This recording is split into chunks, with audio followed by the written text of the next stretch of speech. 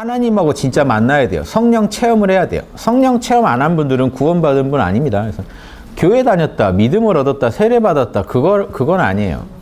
세례 받을 때 성령 체험이 되면 그건 칭의인데, 그러니까 우리가 말하는 칭의라는 건 하나님하고 진짜 실존적 만남이 있으셔야 돼요. 그러니까 여러분 인격이 아주 질적으로 변할 수 있는 계기가 돼야 되거든요. 그래야 여러분이 의로워지는 거지. 그동안 막 살았는데 갑자기 하느님 믿기로 했다고 의로워진다는 거는 말이 안 되는 소리죠. 그래서 이런 것부터 좀 분명히 하셔야 됩니다. 하느님하고 진짜로 만났는 것, 즉 성령 체험을 하셨는 거예요. 사도 바울은 로마서에서요, 성령 체험과 그 이후 성화의 과정을 구분하거든요. 그냥 그 논리 그대로 배우시면 돼요. 성령 체험 이후 사도 바울이 고민에 빠져요. 성령 체험 전에는 성령의 뜻을 몰랐는데 성령 체험을 하고 나니까 이제 성령의 뜻을 알게 되니까 내가 성령의 뜻으로 안 살고 있다는 게 드러난 거예요. 그때 고뇌하는 내용이 로마서에 써 있습니다. 그래서 모든 학자들이 거기에 대해서 이건 성령 체험 이후의 고뇌라고 다 분석해요. 그거 가지고 보시면 간단해요. 일단 일반 지금 교회 신자들 중에 성령 체험 자체가 됐느냐, 제가 얘기 예전에 들었어요. 어떤 목사님한테 절에서 견성했느냐고 서로 물으면 실례듯이 목사님들 간에 구원받았느냐, 뭐 성령 체험했느냐 이런 얘기는 서로 하면 안 된다. 그거는 신뢰라는 거죠. 그런데 모여서 얘기할 때는 다들 한 것처럼 얘기한단 말이에요. 그러니까 여러분도 가서 거기 있다 보면 같이 한 것처럼 끼어서 가는 거죠. 이런 거 다 사기입니다, 사기. 신자들 떨어질까봐 사기하는 거, 사기치는 거예요. 부흥에 자꾸 하면은 부흥 될 것 같죠. 우리가 생각하는 성령 체험이 어느 정도죠? 우리는 그 등급이 다 있어요. 우리 안에 있는 신성을 만났다. 그러면 이제 만났다. 아주 진하게 만났다. 8급. 그렇죠, 8급. 왜 그러냐? 계속 만나지는 못하니까 8급. 그러니까 언제 만나세요? 기도를 열심히 하면 만나요. 8급. 1급 되려면 어떻게 되죠? 악당에서? 자나깨나 하느님 안에 내가 살고 있다는 거를 받아들일 때요. 그럼 이거는 단계가 달라요. 또 하느님 한 번 만났다고, 성령 체험 한 번 했다고 의로운 자가 된다는 거 말이 안 돼. 왜냐? 그 순간이 지나면 여러분 의식은 다시 떨어지기 때문에. 이해되시죠? 그러니까 그 사건을 되게 기념해 주는 거지 그걸로 만족할 수 있는 사건은 아니다. 아, 내 안에 신성이 있구나. 그 자체를 기독교식으로 말하면 칭의인 거예요. 내가 하느님 자녀구나 하는 자각. 근데 돌아보니까 내가 늘 자녀가 아니더라는 거예요. 아버지를 고아원에 살다가 부자 아버지를 만났어요. 근데 한 번 뵀어요, 지금까지. 자, 이 차이입니다. 아버지를 한 번밖에 못 뵀어요. 근데 왜 칭이라고 할 수 있죠? 한 번밖에 못 만났는데 내 신분이 바뀌었잖아요. 아버지는 못 만났지만 내 신분이 바뀌었잖아요. 이제 고아에서 부잣집 아들내미가 됐잖아요. 그래서 칭이라고 인정해 주는 거지, 실제로 이 사람이 지금 부잣집 아들 제대로 된 행사를 하고 있는 건 아닌 거예요. 자주 만나요, 아버지랑. 그래서 아주 아버지랑 이제 긴밀한 관계까지 가야죠. 그 단계가 벌써 또 성화의 단계입니다. 그러다가 진정한 아버지 자녀가 돼요. 이것도 아직 끝이 아니에요. 저희 1급이라고 해서 끝이 아니에요. 그 뒤로 또 9단 체계가 기다리고 있죠. 뭐가 기다리고 있나요? 진정한 성화의 단계. 이제 겨우 아버지를 온전히 받아들인 것밖에 안 돼요. 이제 아버지 뜻대로 사는 것, 즉 아버지의 사업을 물려받을 수 있는 진정한 이제 재벌 2세 교육이 필요하다는 거죠. 그 사업은 이제 본격적인 성화의 과정에서 시작됩니다. 이 정도로 칭의와 성화를 이해하지 못하시면은 정말 제가 볼 때는 일부러 이렇게 얘기하시나? 이게 너무 거달기식 얘기만 하고 계신 거예요. 그러니까 계속 싸워요. 거달기식 얘기라서 계속 싸우고 자기들한테 유리한 성경 구절만 몇 개 인용해서 계속 평행선을 이루며 싸우는 거예요. 이쪽에서 이 구절 얘기하면 이쪽은 반대되는 구절 얘기하고, 믿으면 끝난다는 얘기하고, 이쪽은 믿어서도 안 끝난다는 얘기하고. 근데 상식적으로 믿음만으로 의로운 자가 되려면요, 처음 믿는 그 순간, 불교식으로 말하면 그 순간 십지보살은 돼야 돼요. 그게 아니라면 말이 안 되는 소리다. 왜냐? 성령 체험을 했다고 나의 모든 무의식에 있는 때까지 벗겨지지 않기 때문에. 그래서 제가 예전에 말씀드렸지만 성령 체험으로 벗겨지는 거는 원죄라고 하죠. 그 원죄라는 거는 내 안에 있는 신성을 만나지 못하게 막았던 그런 죄입니다. 그게 벗겨져요. 그러니까 이제 내 안에 하느님을 알게 되죠. 그래서 하느님 자녀로서 신분은 회복돼요. 근데 훌륭한 자녀냐 막행이 자녀냐가 갈립니다. 막행이 자녀를 의롭다고 할 수 있나요? 그러니까 훌륭한 자녀로 거듭나는 과정이 뭐냐면 이제 성화 과정이고, 그게 이제 결국 이제 진정한 또 공부의 시작이 돼요. 그게 무의식에 있는 모든 죄까지 벗겨내는 거고, 그거를 자범죄라고 합니다. 자기가 범하는 죄를 다 바로잡을 때까지, 정화시킬 때까지 그 성화 과정이 이어져요. 그래서 자범죄가 끝나야 돼요. 성화라는. 이게 현실적으로는 불가능해요. 인간이 죄를 다 떠난다는 게 불가능해요. 그러니까 그 카톨릭에서도 가장 완덕에 이르더라도 하느님이 되는 건 아니에요. 깜냥껏의 하느님이 되지. 그러니까 인간으로서 중생의 모습으로 한 하느님이 될 수는 있다는 거예요. 그래도. 그래서 이런 게 중세 수도자들이요 이미 이론화 다 해놨어요. 제가 새로 보탤 필요 없을 정도로 다 분석해놨습니다. 그러고 보면 인류는요 계속 까먹는 역사인 것 같아요. 열심히 공부해요. 노트 잊어버려요. 다시 시작해요. 열심히 공부해요. 자료 엄청 만들어요. 안 봐요. 다시 시작해요. 이 짓을 계속 하고 있어요.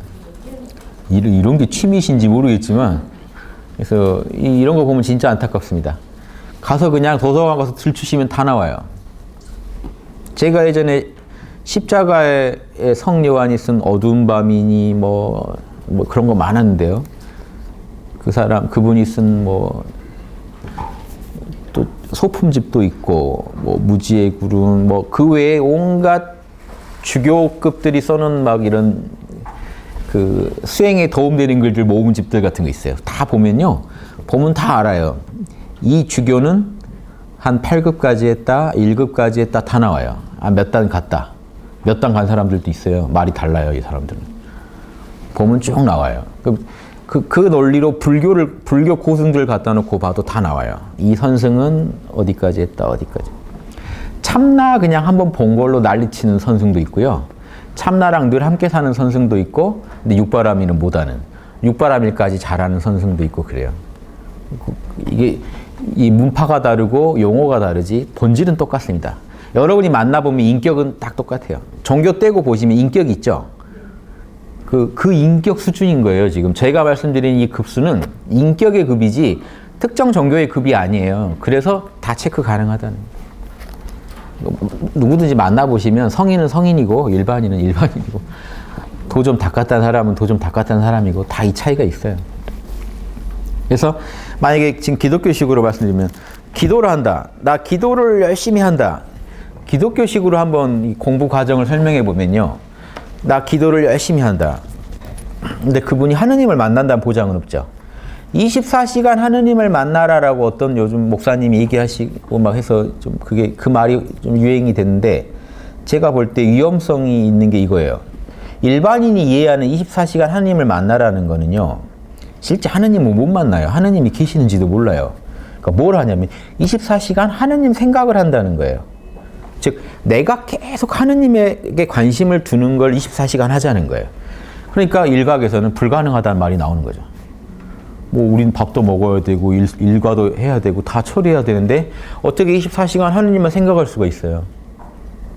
아주 그냥 진짜 할 일 없이 노는 사람 아니고는 말이 안 되죠. 왜 이게 그렇게 이해되느냐? 하느님을 내가 생각 안 하고 하느님과 만남이라는 건 상상도 못 하겠다는 거예요. 하느님과 만남을 해본 적이 없기 때문에 내가 생각을 해야 그나마 연결된 느낌이 드는 거예요. 그래서 계속 하느님을 생각해야 돼요. 아버지. 계속 기도해야 돼요. 아버지, 아버지. 네. 그래서 기도가 끊기면 아버지랑 끊긴 거예요, 관계가. 또 아버지, 아버지. 그럼 어떻게 되겠어요? 아이고, 그냥 봉쇄하고 들어가셔야죠. 어디 가서 그냥 계속 해야죠. 아버지, 아버지. 일이 어려워지죠. 이게 문제가 뭔지 아세요? 단계가 올라갈수록 일을 쉽게 처리합니다. 단계가 아래일수록 되게 고행을 하고 계세요. 불가능한 싸움을 하고 계세요, 보면. 24시간 아버지를 생각하라. 이건 다 아직은 힘든 얘기예요. 근데 한 단계 더 나아간 사람은 실제로 기도할 때 의식을 초월해서 아버지를 만날 겁니다. 진짜 아버지를 만난 사람이 나오겠죠. 기도하다가. 이분이 레벨이 높죠. 근데 여기서 또 레벨이 갈려요. 기도하다 아버지를 만나는데 아버지를 만난지 모르는 사람들이 있어요. 즉 기도가 되게 잘 됐네라고 생각하지 그게 성령 체험이라는 걸 몰라요. 한 단계 위는 이제 그게 성령 체험이라는 건 알아요. 자, 여기까지 와도 지금 8급이에요. 이해되시죠? 나 기도하면 진짜 아버지를 만나요라고 말하기까지가 8급이에요. 얼마나 자주 만나? 학당식으로. 1시간 동안 만남이 유지돼? 원하면 계속 원하는 시간만큼 유지돼? 아니면 아버지 안에 늘 예수님처럼 아버지 안에 너가 있는 것 같아? 여기까지 또 여기서 레벨이 또 나뉩니다. 예수님처럼 내 안에 아버지 있다. 그리고 아버지 안에 나 있다라고 예수님급은 아니더라도 이런 말이라도 할 수 있게 되려면 1급은 돼야 돼요. 그러면 이 양반은 어렵게 기도 안 합니다. 가끔 기도해요. 24시간 아버지를 보려고 노력할 필요가 있어요? 없어요? 없죠. 아버지가 24시간 내 안에서 지켜보고 계시니까. 그러니까 이제 기도할 때도 한결 수월해져요. 제일 어렵게 하는 분이 제일 처음 하시는 분이 제일 어려워요. 내 말 안 하면 아버지가 사라지니까 아버지. 근데 아버지랑 만났다는 기분도 안 든단 말이에요. 얼마나 힘드십니까? 아버지 어디 계신지도 모르는 아버지를 24시간 찾고 있으라고 그러면 제일 힘든 일이죠. 아버지랑 만남이라도 있는 사람은 쉬워요. 어디 가면 아버지 있다는 것도 알고 만나면 좋고 그 기분으로 또 아버지 안 만날 때도 버티고 이게 가능해지는데 제일 어렵게 하신다. 그러니까 이거 잘 가르쳐 주는데 못 찾아가시면 생고생만 하다 끝날 수도 있다는 거죠. 죽을 때까지 이 상태에서 머물 수도 있습니다. 죽을 때 돌아가실 때도 아버지가 어디 계신지 모르겠지만 아버지 하다 가실 수도 있다는 거예요. 예수님이 이러라고 얘기하셨겠냐는 거죠. 도를. 그래서 예수님은 분명히 내 안에 아버지 있고 아버지 안에 나 있다. 그리고 나는 나의 모든 말과 행동은 아버지 뜻대로만 한다. 이 정도 친분을 가져야 여러분이 성화됐다고 하는 겁니다. 저는 믿음이면 충분한 것 같은데 그래요? 그럼 믿음만으로 방금 예수님이 말씀하신 그게 다 되면 된 거예요. 그 믿음은 훌륭한 믿음. 그건 이제 아주 고단자의 믿음이죠. 근데 나는 믿음만으로 그게 안 나옵니다. 그러면 그 믿음은 아직 약한 믿음이기 때문에 닦아야 되는 거예요. 계속. 그래서 지금 제가 말씀드린 24시간 아버지가 내 안에 있다는 것, 늘 아버지가 어떤 존재인지 실감나게 알고 아버지와 함께 살아가는 것 같아도 아직 성화가 된 게 아니에요. 이제 아버지의 자녀가 된 것뿐이에요. 성화는 어떻게 해야 돼요? 이제 제대로 의로운 자가 된 거예요. 이제 성화를 하려면 어떻게 돼요? 매사에 아버지한테 의견을 묻고 처리할 수 있어야 돼요. 그게 양심대로 일을 처리하는 거예요. 즉 아버지는 이미 의견을 주셨어요. 십계명이라는 의견을 줬어요. 이대로만 일을 처리해라. 십계명대로 이제 일을 처리하는 거는 칭의된 다음에 할 일이에요. 그게 어려워요. 그게 더 어려워요. 그러니까 예수님이요. 산상수훈에도 나옵니다. 내가 율법을 폐하러 온 줄 아는데 바리새파와 율법학자들보다 더 율법을 못 지키는 자는 진짜로 하느님 그 자녀 아니다. 내가 율법을 완성하려고 왔다라고 얘기하세요. 율법의 완성 분야가 성화입니다. 율법을 초월해서 곧장 내가 하느님 자녀. 즉 내가 율법을 안 지키고 아무리 망나니로 탕하로 살았어도 내가 아버지 자녀라는 것을 받아들일 수밖에 없는 그게 이제 처음에 성령 체험이고 그걸 알고 난 뒤에 진짜 아버지 자녀로서 율법까지 다 지키게 되는 게 이제 성화예요. 이게 핵심입니다. 그래서 이 얘기를 제가 드리는 거예요. 그래서 이런 정도 이미 인류가 이걸 다 분석해서 연구 논문이 동서양 곳곳에서 이미 다 나와 있단 말이에요. 왜 갑자기 또 혹세무민이죠. 그런 말 다 어디 가버리고 지금 새롭게 21세기 와서 논쟁하고 있어요. 믿음만으로 우린 천국에 갈 수 있는가를. 그럼 지금 2000년간 뭐 한 거예요? 이게 답답해서 말씀드립니다. 여기가 성령이죠. 여러분 아무리 에고의 욕심대로 살고 이건 과학의 영역이죠. 과학의 보편 법칙이 있고 우리 에고의 영역에는 두 차원이 있어요. 철학적 보편 법칙을 이게 유대인들 말로 율법이라고 하는 겁니다. 율법의 근원은 뭐죠? 여기가 이제 하느님자리죠. 성령자리죠. 자, 예수님이 뭘 비판한 거예요? 와봤더니 그냥 율법 무시하고 사는 사람들은 아주 비판거리도 안 돼요. 여기는 저 차원의 삶을 사는 거니까. 이쪽은요. 바리새파들은요. 율법을 지켜요. 율법을 지키는데 성령의 마음, 즉 양심으로 지키는 게 아니라 욕심으로 율법을 지키고 있어요. 그러니까 율법을 흉내내고 있는 거죠. 양심에서 자명해서 이걸 실천할 때 이 율법이 완성되는 겁니다. 양심의 자명함이 지지해주지 않는데 욕심의 마음으로 율법을 실천하고 있다. 그럼 이거는 보편 법칙을 제대로 쓰고 있는 게 아니죠. 그래서 이 상황에서 예수님이 얘기한 거예요. 율법을 내가 완성시키러 왔다. 율법을 폐하자는 게 아니다. 하느님 마음으로 율법을 지키지 않으면 율법은 완성될 수가 없다. 그러니까 먼저 그대 안에 있는 신성을 찾아내라는 거죠. 하느님 자녀로서 각성하라는 거죠. 그리고 하나님의 뜻대로 율법을 지키라는 거죠. 율법이 10가지인데 내가 2개 줄여주마 이거죠. 하느님 사랑하라. 하나는 황금률 실천하라. 이웃을 사랑하라. 이 2가지다 이거죠. 더 줄이면 뭐죠? 율법 실천 법칙으로서 더 중요한 거는 이웃을 사랑해라. 서로 사랑하라. 서로 사랑하라는 게 실천 법칙이에요. 그러니까 이게 진정한 크리스찬이라면 24시간이 아니라 그걸 계산할 게 아니라 그냥 여러분은 존재는 하느님의 뿌리를 두고 있는 존재예요. 그러니까 하느님 자녀죠. 여러분의 존재의 근원이 그냥 하느님이에요. 이걸 자각하고 성화라는 건 하느님 뜻대로 사는 겁니다. 실천 법칙을 지키면서. 이해되시죠? 예수님이 이렇게 사셨어요. 그러니까 내가 하는 말이나 행동은 다 아버지 뜻대로만 했다라고 하시는 거예요. 내 안에 아버지 계시다. 내가 길이요 진리요 생명이라는 건요. 내가 살아가는 방식대로 살아가라는 거예요. 다른 사람들도. 그럼 된다는 거예요. 내가 이미 그렇게 모범을 다 보여주지 않았냐 이거죠. 바리새파처럼 하지 말고 나처럼 하라는 거죠. 나는 아버지가 시켜서 한다는 거죠. 말을 하건 행동을 하건 뭐 기도를 하건. 그러니까 이게 수준이 높아질수록 기도에 매달리겠어요? 안 매달리겠어요? 살아있다는 게 기도예요. 살아서 양심의 소리 듣는 게 기도예요. 양심의 뜻을 실천하는 게 기도예요. 그게 믿음이에요. 이런 믿음 차원은 상상도 못합니다. 그냥 입으로 계속 믿습니다 해야 믿는 것 같은 그런 믿음을 가지고 지금 이런 예수님의 믿음을 상상이나 하겠냐는 거죠. 오늘 또 크리스마스 이브니까 생신 대접해드려야죠. 예수님이 빙의가 되셨는데 막 이런 얘기하다가는 우리 교회가 이러면 안 되잖아요 막 이럽니다. 원불교 가서 뭐 우리 원불교가 막 그 강의를 이렇게 들으신 분들은 이 양반은 그 종교구나 하고 오해하시는 경우가 있다. 제가 너무 막 빙의돼서 얘기를 해가지고. 근데 2000년 전에 그런 인류가 있었다는 거는요 엄청난 의미가 있는 겁니다. 우리도 할 수 있다는 거고. 인류가 그런 삶을 살 수 있다는 건 한 사람이 할 수 있다는 거는 다 할 수 있다는 거예요. 노력만 하면 다 할 수 있다. 그걸 보여주시려고 오신 거예요. 저는 그렇게 봅니다. 그래서 지금 전 세계 우리나라가 지금 교회 인구가 제일 많죠. 이번에 종교인 진짜로 새롭게 조사한 거 보니까 개신교가 제일 많고 900만 됐나요? 천주교가 한 300만. 천주교 한참 늘다가 다시 줄었더만요. 불교는 개신교보다 더 적고 불교가 더 적어요. 개신교랑 카톨릭 합치면 우리나라는 진짜 기독교가 제일 센 놈. 원불교 다 10만도 안 됐던 것 같은데요. 천도교, 원불교 뭐 이런 데들 각자 한 10만 전후였던 거. 그러니까 지금 기독교 이렇게 많은 예수님 제자들이 우리나라에 1000만이 넘는 거죠.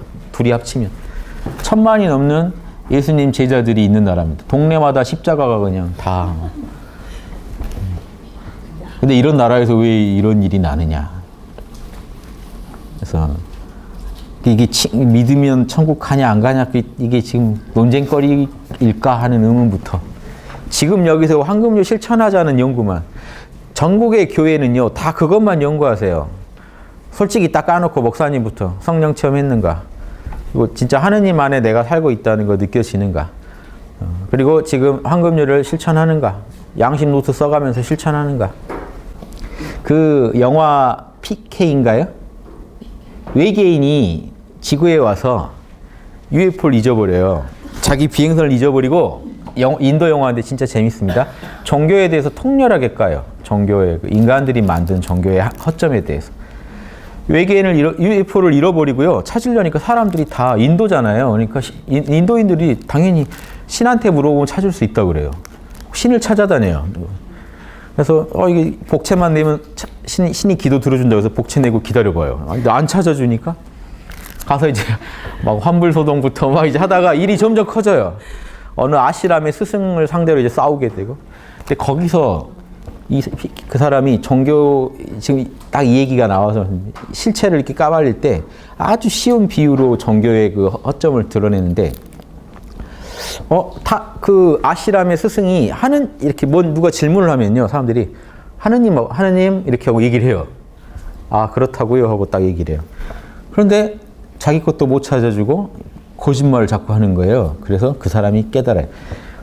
자기 그 여자 주인공이 잘못된 전화를 받았는데 바로 안 끊고 한참 장난을 치다 끊는 걸 보고는 신이 전화를 안 받았다는 거예요. 엉뚱한데 전화를 걸었다는 거야. 근데 그 사람이 신인 척 굴었다는 거죠. 그렇게 이해해서 공격해요. 그러면 우리나라 개신교는 아버지랑 다 친한 줄 알죠? 다 아버지랑 한 라인 가지고 있다고 생각하시는 분들한테 그 영화의 주인공이 뭐라고 하냐면 지금 장난 전화에 속고 있다는 거죠. 아무거나 막 지른다는 거죠. 아버지 뭐 어떻게 하면 그래라 하고 얘기해 주는 게 다 뻥이라는 거예요.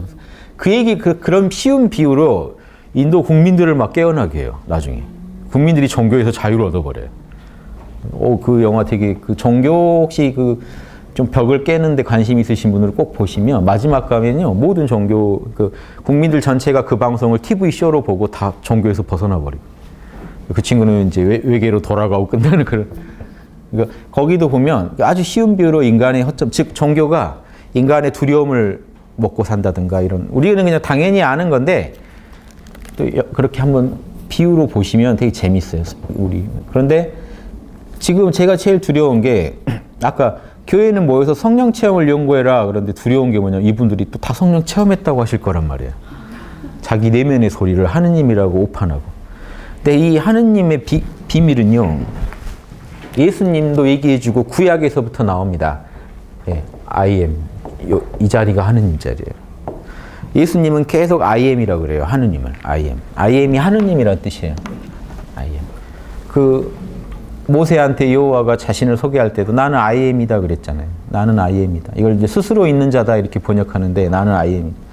그런데 재밌는 게 그 뒤로 I am이라는 거는 신의 이름인 거예요. 그러니까 예수님이 무슨 말만 하시다가 계속 그 얘기를 해요. 너희들도 나중에 때가 되면 I am을 알 것이다 이렇게 얘기해요. 그걸 지금 우리나라 번역 성경에 어떻게 번역하냐면, 이걸 저도 몰랐어요. 우리나라 유명한 김윤세 신가 유명한 신학자 있어요. 외국에서 신학하신 이렇게 아주 털보같이 수염 나신 유명한 국제적인 신학자인데 이분이 주장한 거예요. 아니 I am을 여기다가 다 자꾸 그 뒤에다가 글을 넣어서 해석해 버린다는 거예요. I am으로는 해석이 안 되니까 나중에 너희들이 내가 그임을 알 것이다 이렇게 풀어버려요.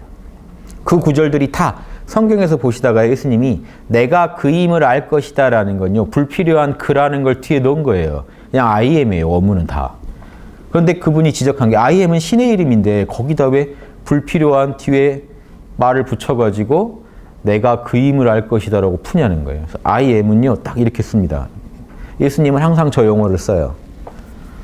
나의 현존 상태예요. 현존자를 I am으로. 그게 신을 가르치는 이름이에요. 가리키는. 여러분 I am이 되시면 돼요. I am 뒤에 아무것도 안 붙는 상태. 그게 신의 상태.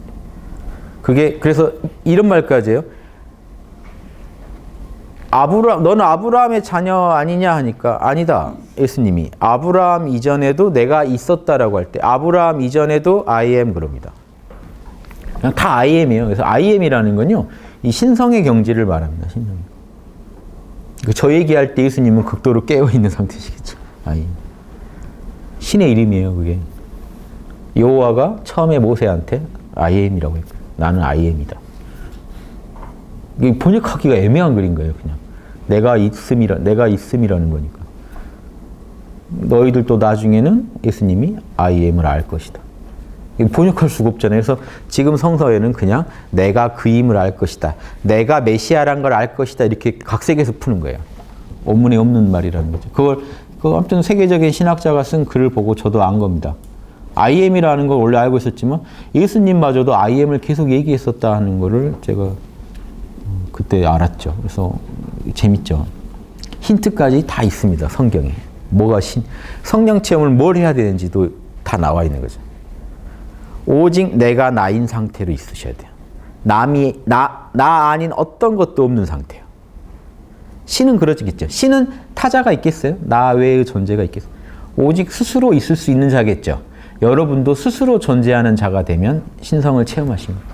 그게 성령 체험이에요. 그 외에는 여러분이 만든 어떤 환상이에요. 생각이고 오감이고 이건 어떤 감정입니다. 사람들이 감정뽕을 맞고 감정뽕에 빠진 거를 성령 체험이라고 해요. 이해되시죠? 예. 그러니까 방언이건 뭐하건 부흥회 가보세요. 다 그냥 뽕 맞고 있는 거죠. 그래서 그 서양의 유명한 목사님도 개신교 목사님도 아주 반대하는 게 그런 서양에서 유래된 지금 그 부흥회. 우리나라도 특히 많이 하고 있는. 막 이제 거기다 이제 음악까지 막 연주하면서 하는 이거 아주 싫어합니다. 왜냐? 그분이 성경에서 배운 성령 체험이라는 건 거룩해진다는 게 핵심이에요. 성령 체험을 하면 거룩해져요. 왜냐면 에고성을 초월하니까 거룩해지게 돼 있어요. 근데 거기서 막 그렇게 뽕 맞은 상태가 거룩함이랑 상관이 있냐는 거죠. 기분 잠깐 내고 마는 거죠. 그런데 왜 착각이 되느냐? 저한테는 그 논리가 있죠. 왜 착각이 되냐? 몰입 4단계에 들어간 상태는 비슷하니까. 즉 참나의 작용이긴 맞아요. 다만 참나 자체에 집중을 못하고 참나가 주는 그런 떡고물만 받아먹고 있는 거죠. 적당한 참나 체험에서 오는 그 모라지경의 상태에서 자기 에고의 그런 만족만 구하고 있는 상태지 그게 성령한테 모든 걸 맡기고 있는 상태가 아니잖아요. 그래서 설명도 가능하고 그래서 이런 거에 대해서 좀 그 식견이 있는 신학자들은 다 얘기하고 있습니다. 근데 우리나라에서는요, 이게 지금 외국은 더 나을 것 같아요. 그런 의견들을 발표하고 의논할 수가 있는데 한국에서는 이게 말이 안 돼요. 제가 이런 얘기하면 뭐라고 하는지 아세요? 왜 그렇게 어렵게 사냐고 그래요. 교회 다니면 되는데. 즉 예수 믿으면 되는. 저한테 그래요. 예수 믿으면 되는데 왜 이렇게 힘들게 사세요? 양심해야 되지 않나요? 왜 이렇게 돌아가시려고 하세요? 그냥 예수를 믿으세요. 예수가 구세주입니다. 예수님은 당신을 사랑하십니다. 이런 얘기만 잔뜩 들어요. 예수님은 당신이 태어나기 전부터 당신의 죄를 위해서 돌아가셨대요. 오늘 갑자기 막 황당해지잖아요. 이제 이러고 끝날 문제냐 이거죠, 이게. 그래서 아무튼 크리스마스 때마다 말씀드리겠지만 바로 잡히는 그날까지 예수님 제자들이 바로 서야 저는 항상 저도 제 스승님이 있고 느꼈던 게 제자가 잘못하면 스승까지 다 같이 간다 하는. 왜 예수를 욕하느냐 하지 마시고 예수를 욕먹게 하는 거는 그 제자들입니다. 팬이 안 태요. 팬이 문제, 팬들이 지금 예수님의 뜻은 하나도 존중 안 하면서 팬 모임하는 장소만 엄청 크게 지어놓고 대형 교회들 팬클럽 거기 건물만 크게 지어놓고 예수님이 우리를 제일 사랑하신다 하면서 서로 팬클럽 간에 싸우고 있는 것밖에 안 돼요. 예수님 입장에서는 쟤들 뭐니에요?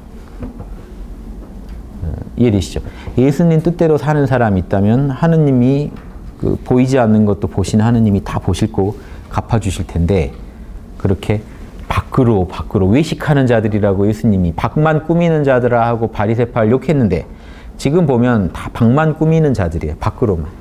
남 보이는 데만 크게 하고 막 안으로 추구하는 건 다 자기 욕심이고 그러면 이게 도대체 산상순이 제 안타까운 게 이걸 제가 번역하면서 풀이하면서 더 안타까운 게 이걸 왜 내가 하고 있을까 하는 거죠. 예수님 제자들이 2000년간 내려왔는데 왜 교회도 안 다니는 내가 이 짓을 하고 있을까 하는. 나만 해도 성경을 읽으면 예수님의 그 애절한 마음이 느껴지는데 그렇게 아침 저녁으로 성경을 읽는 그분들은 뭘 읽는 걸까 하는 궁금한 지경이에요. 제가 도대체 뭘 하시는지 궁금해요.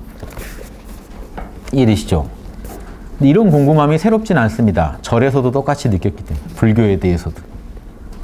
대승경전을 2000년간 저렇게 대승불교, 초기불교 빼고 제가 얘기하는 거예요. 대승불교 경전을 2000년간 읽었는데 어떻게 이렇게 보살 한 명이 제대로 안 나올까 하는 거죠. 똑같은 의문 아닙니까? 예수님 닮은 분이면 진짜 보살일 텐데 왜 안 나올까? 그러면 전승에 문제가 있다. 이런 게 제 생각입니다. 예, 제 얘기 여기까지 하고